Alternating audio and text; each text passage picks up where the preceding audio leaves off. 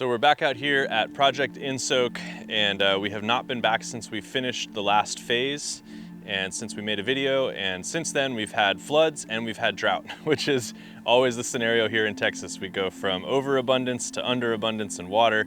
So we want to show you guys how this system is performing and how we survived both the floods and now the drought that we're currently in. Haven't had significant rainfall for about 2 months. So let's see what's going on. So I was wrong when I said 477 million gallons is our total catchment potential here on this 1,000 acres. It's actually 977 million. A lot of you guys corrected me in the comments. Thank you for that. I did have the wrong number when I did the math on that, but now I know it's in my head. For every 100 acres, you're catching a little bit under 100 million gallons of water if you get 36 inches of rainfall. Of course, different parts of Texas get different rainfall, so you have to check your yearly average to do that calculation accurately. But in the Austin area where we've got about 36 inches on average, that's a good, easy number to remember.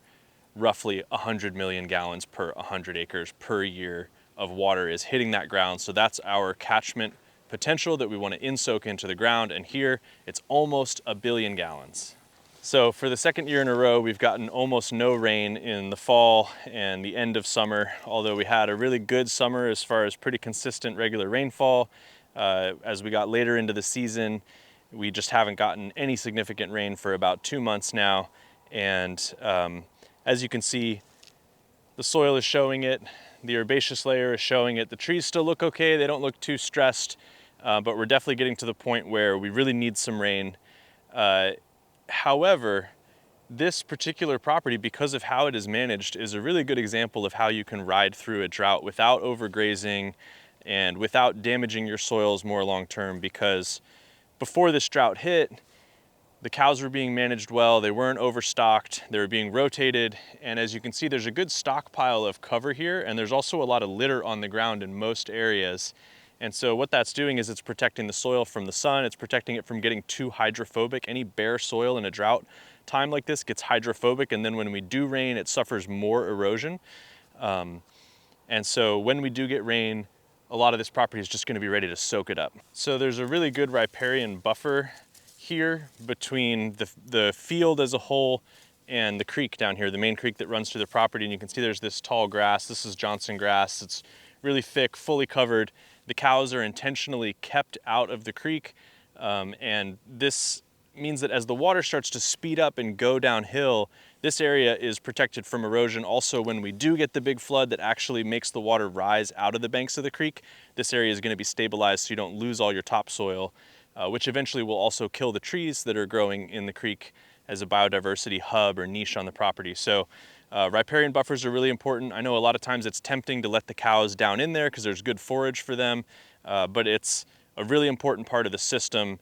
And if you let them overgraze it, you're gonna do damage that's gonna take many, many years to recover from. So shortly after we finished phase 1 on Operation Insoak, this got flooded. And that was always the intention, that was always the plan.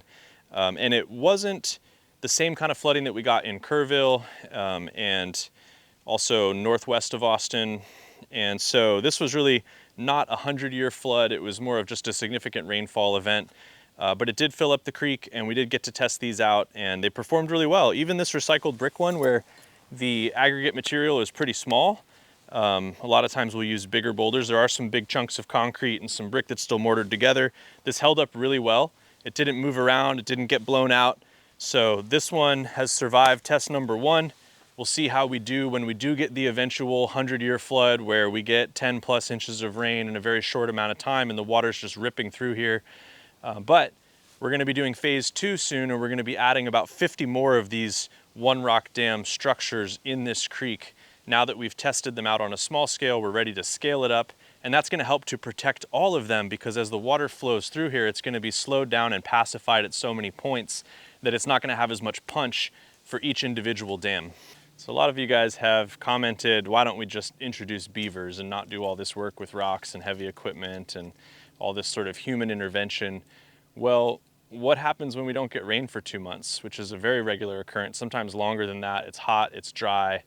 Where do the beavers shelter from predators, and what keeps them from just going on down to the closest river where there's actually water, or moving up into a pond or something like that? Seems like it's likely what would happen. So we're not able to get the beavers to do exactly what we want. On top of that, they're going to be cutting down all these trees here. This is, a cattle ranch, and so the trees that are big, that are representing biodiversity, that are producing seed for the rest of the land in the watershed are important, and we don't necessarily want to just have them all cut down and then have a beaver dam and then have that only functioning shortly after a rain. So a lot of Texas isn't really suited in its current state for us to just release beavers into it. I think that we can get there, and I do think that beavers are going to be a really important part in all of the land restoration work that needs to happen across the whole country and really the whole world.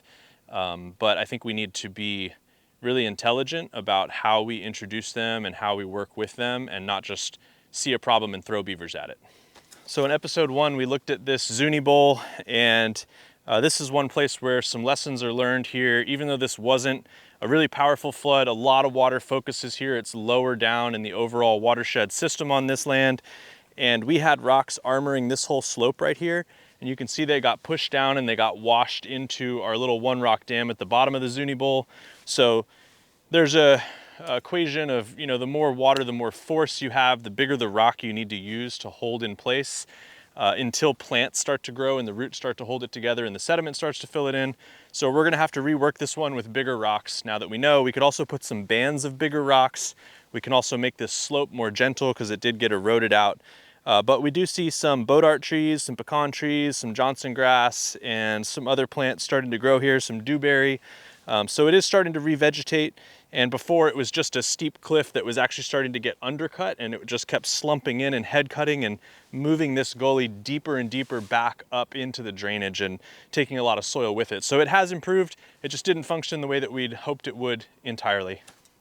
So this is another Zuni Bowl that did actually work as intended. As you can see, the rock is still here armoring the downslope. The little, very subtle slow down speed bump dam up top is still intact, and all of this has revegetated. There's vegetation coming up between the rocks, and really impressively, this pecan tree is loving it here. It's just loving life. I'm sure this guy had sprouted whenever we did this, but it must have gotten damaged a little bit by the rocks, and now it's just grown to 4 or 5 feet tall now. So there's a bunch of other little pecan seedlings. Of course, there's some poison ivy, but that's going to do a good job holding the soil. So this Zuni Bowl is progressing nicely, and I think this size rock worked for this size drainage. So these kind of flash droughts that we get here can be an opportunity to see where the water moves and where it does naturally insoak and get stored in your land. I'm standing in a low spot that is gradual enough that a lot of water soaks in, even though it travels through here. So you can see the grass is still green, and it continues up this way, and it's brown on either side. You can see the water travels through this low spot slowly enough to soak in, and then as it gets down off to my left, the ground gets a little bit steeper, and the water is moving too fast to soak in unless we do something to slow it down. And so you don't see as much green as it gets closer to the creek, and the slope of this drainage gets steeper. So we started the video down in the creek showing you guys where kind of the last point of water flowing through the property is. Now we're up at the top of that same watershed, one of the main creeks that feeds into that lowest creek. And you can see here we've built our first and largest up till now ephemeral pond. The grass growth is incredible, and it hasn't rained in 2 months. But the grass growth here on this dam wall, where it's getting this extra water but not going completely underwater because that's on the freeboard, is such a vast contrast to what's going on out there where we don't have this extra water concentration. And then these seeds can spread out into the rest of the landscape as well. And the cattle do have access to this, but they're letting this grow. And this is really just the first season that this has been here, so it's only gonna get better in time. As you can see, we added a lot of brush here, and that's to keep the cattle out, but I'm noticing there's some cow pats in here, there's some grazing that's happened, so we actually need to add more brush to this to keep the cattle out all the way to help this revegetate and help it insoak even more, even though it looks messy. I know it looks like a bomb went off, but sometimes doing the right thing, working with nature, you have to be willing to have it be messy. It's a good example of the brush protecting the core of this plant where it's still green and photosynthesizing from the cattle. They've been grazing it up here, but not all the way down to the ground. And so if we just keep adding more brush, we're gonna protect everything from the cattle and the deer and anything else that comes through and allow this whole thing to revegetate faster. Well, one of the functions of these features is to slow and capture sediment. This nice alluvial soil here has been dropped. There's a good 2-3 inches of it. It's soft and it's easy to dig into even just by moving your boot like that. And this is ready to in-soak more water because it's not this dry, cracked, baked clay that we often get here. And it has some organic matter in it because this is the topsoil that's washing in from upstream, and little bits of detritus that then turn into soil and organic matter in the soil. So this is really valuable stuff, and we don't want it going down into the river and settling out where we can't use it. We want to keep it up in the high ground where we can use it for fertility, to grow plants, to grow cattle, and to help us in-soak more water and create a good feedback loop. So we can see that there is frog fruit and Bermuda grass growing here. This was all underwater for a number of weeks after we got a big rain here. And so these have sprouted at about the same time, probably a month and a half ago. And one of the things that I'm noticing is a lot of times Bermuda outgrows anything else around it, especially when it's hot and dry, because it likes those conditions. And what I'm noticing is that this frog fruit seems to be spreading faster and out-competing the Bermuda. They're growing together here, but it's very rare to find a native plant that can compete with the Bermuda. So this is really cool. So there's not a lot more to show up here. Did a lot of ephemeral ponds and beaver dam analog brush dams, and the brush dams are still in place. They're starting to break down, they're starting to catch material and build themselves up, but it's gonna take more time, and just because we're so deep in the drought, you know, there's just not a lot that's very visually apparent going on here, but everything is still working and it's just gonna take some time. All right, so that's it for today. We've been able to check in on everything. We've been able to do some planning because in a couple of weeks we've got phase 2 coming up. We're gonna be adding about 50 of the one rock dams in this main creek down here. And we've got some good lessons learned, and we're ready to continue to improve our methods based on those lessons learned, what worked, what didn't work. And we're always trying to offer the most benefit to our clients, to the landowners, to the land itself, and to our community who's following along and learning how to do this on their own land. So thank you guys. Keep your eyes out for the next series here at Insoak as we follow phase 2 and show you guys what we're doing, how we're doing it, and then give you guys the results on how it works next time it rains. This video is made possible by our patrons. Their support allows us to continue to share our educational resources, knowledge, and make these videos for you to enjoy.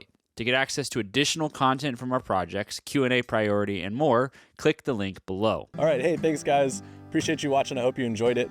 And if you want to learn more about what we do, how we do it, why we do it, you can hop over to our website. There's tons of good articles. You can join our newsletter. You can follow us on YouTube, Instagram, and TikTok. We'd love to see you there and answer your questions. Thanks again. Enjoy.